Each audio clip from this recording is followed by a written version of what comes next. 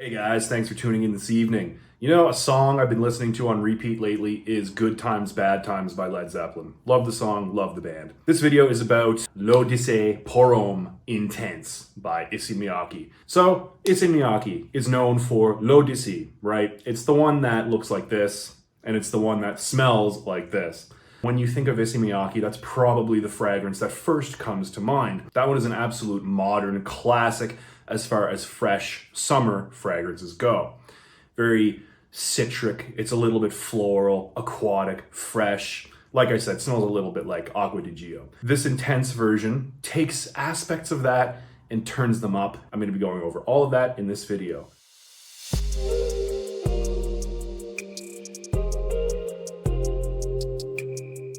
Hey everybody, welcome back to Real Scent Review. Thanks for tuning in tonight. So when people think of Issey Miyake, the fragrance that probably first comes to mind is L'Odyssée, the original. That's probably what the brand is most known for. However, I will say that Issey Miyake has produced some absolutely amazing colder weather scents, like Orange, Noir Argent, Polaris, just to name a few. I mean, those ones are fantastic. Niche quality, if you can find them. A lot of those are really hard to find nowadays. They've been discontinued, but there are, a couple of discounters still carry them sometimes, and if not, you can check eBay and Amazon. Anyway, I digress. This one is about L'Odyssée Intense, right? So it takes aspects of the original L'Odyssée and amplifies them. So starting off with the box here, L'Odyssée pour Homme Intense. Nice. I like the contrast of black on top, silver on the bottom. Really solid, two solid colors. On the back, we have the ingredients. In the bottom, we have the name again. Okay.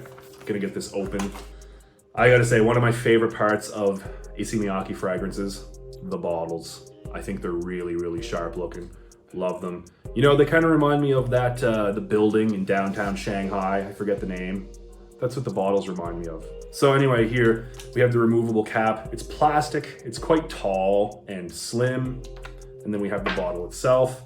Starts off slim at the top, and as it goes down, it gradually gets wider. Let's go ahead and waste a spray here. Very nice. So the official notes are the following. In the top, we get yuzu, bergamot, sweet orange, and mandarin orange. The middle notes are nutmeg, lotus, cinnamon, cardamom, and saffron. And in the base, we get incense, papyrus, ambergris, benzoin, and amber. Now, I think this official note breakdown is a little bit more complicated than the notes that are actually detectable in the scent here. What I detect is the following. In the top, some bergamot, yuzu, and olibanum. In the mid, we get some lotus, incense, and ambergris. And the dry down for me is ambergris, papyrus, and incense. So in the top here, upon initial spray, the first thing I smell is a huge blast of fresh, citrusy bergamot. But very quickly, within 10 seconds, that is met with yuzu. So yuzu, for those of you who don't know, if you've ever smelled L'Odyssée, the original, you'll know what yuzu smells like. But for those who haven't, it's kind of like a very, very bitter lemon note. Think of like a lemon peel that's maybe a few days old. Very bitter, right? But still some facets of citrus to it. And a few seconds later, I definitely get a lot of olibanum. So like a dry, resinous incense. I am not comparing these two fragrances because they are different. All I am saying is, for a few moments, the resinous, dry incense quality, being the olibanum in the opening of this, reminds me a little bit of the Opopanax in the opening of Interlude Man from Amouage. I know a lot of people out there are going to be upset with my comparisons, but that's kind of what I detect. There's a vague similarity to my nose. Anyway, into the mid here, we get some lotus. So the lotus, it's very floral, right? With some watery aspects to it. It's a little bit strong. The floral notes in the mid here are a little bit strong. So if you're not familiar with lotus, it's kind of like lilac, the scent of lilac, but a little bit more watery. The olibanum in the beginning is more of a resinous, dry sort of incense feel, but in the mid, it definitely becomes a smoky incense.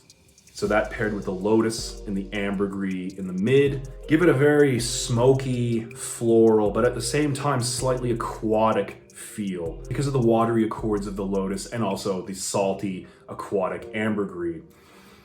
Okay, and in the dry down here, I get more ambergris and a little bit of papyrus. Papyrus smells kind of like freshly sharpened pencils, right? Like pencil shavings. And of course, the smoke from the incense continues down to the very dry down of this.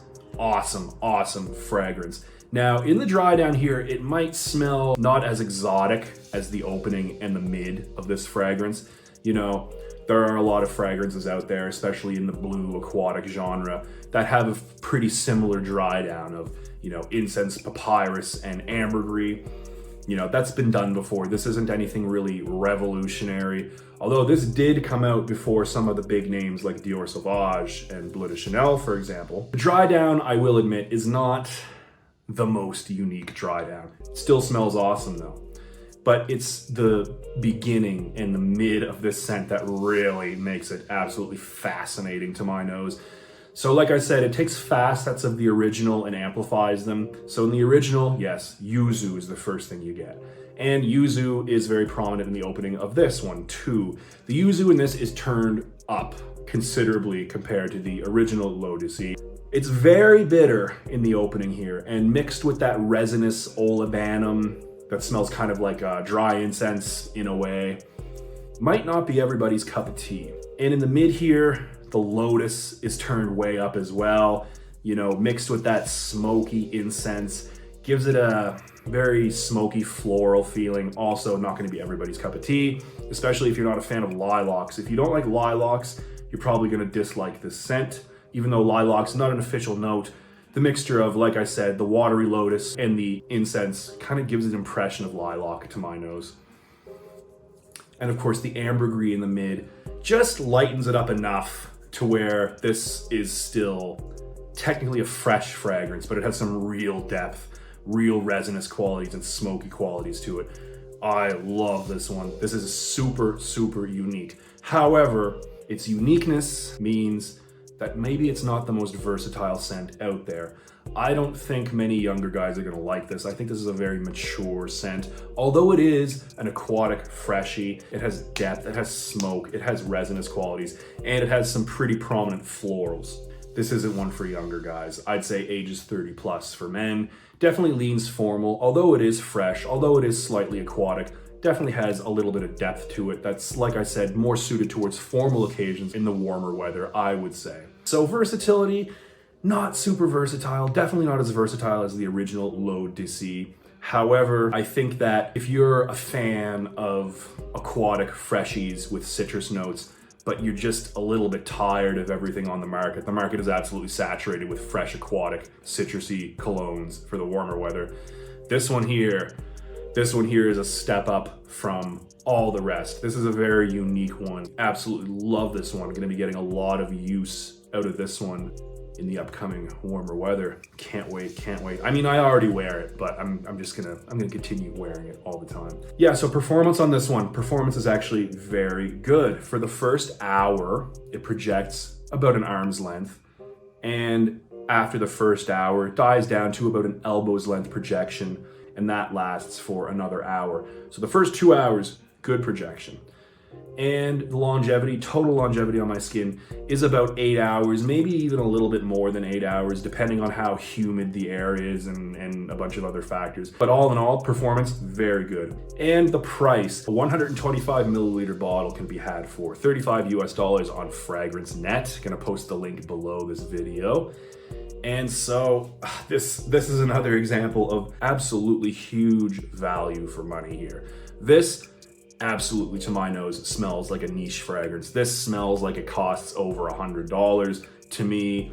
I mean, it's fresh, yes, but it's so unique. It has so much depth to it.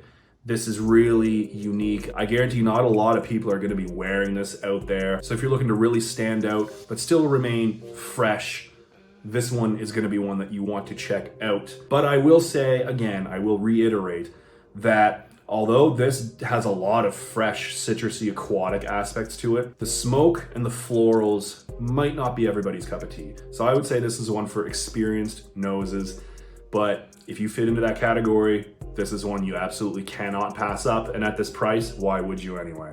So guys, I hope you've enjoyed my review of L'Eau d'Issey Intense by Issey Miyake. Until next time, keep it real.